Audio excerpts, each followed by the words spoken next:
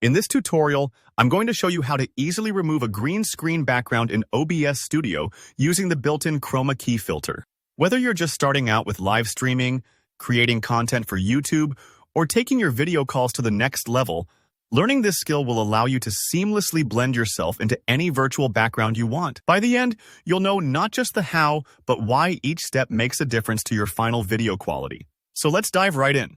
First up, we need to add the Chroma key filter to your video source. This is essentially telling OBS, hey, this background here, let's make it invisible. So look over at your Sources panel, the list of video inputs at the bottom of your OBS window. Find the source you want to edit, which is usually your webcam or maybe a camera feed. Right-click on it, then choose Filters from the menu. Don't worry if you've never used filters before. Think of them like special effects you can stack onto your video. Now, in the Filters window, focus on the section called Effect Filters. You'll see a little plus sign down underneath. That's where you want to click. A list of available filters pops up.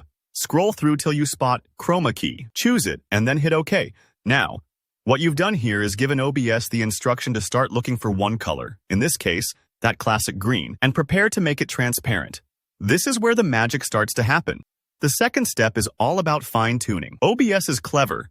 As soon as you add the Chroma key filter, it automatically tries to detect and remove a standard green screen, which is what most folks use because the color green rarely matches skin tones or regular clothing. Sometimes, though, the automatic setting isn't perfect. It might leave a little green fuzz around your edges, or maybe part of your shirt vanishes if it's too close to the green color. Don't worry, the filter comes with a few sliders that let you get things looking just right.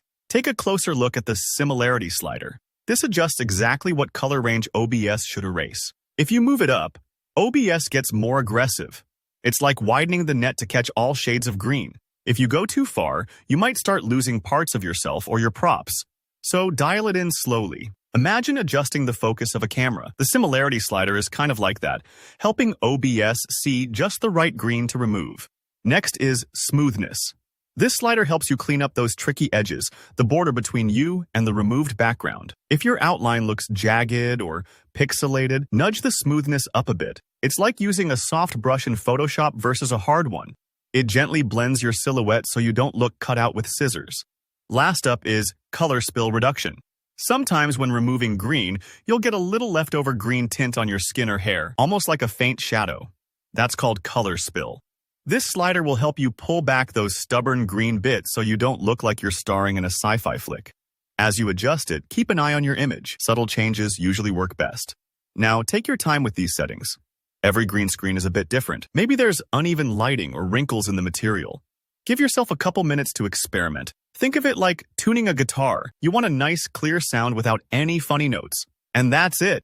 Once those settings look good and the background is gone, you're ready to overlay yourself on whatever scene you like. If you ever upgrade your lights or change your setup, don't hesitate to come back and tweak the settings again. Your OBS Chroma key filter will always be there for you.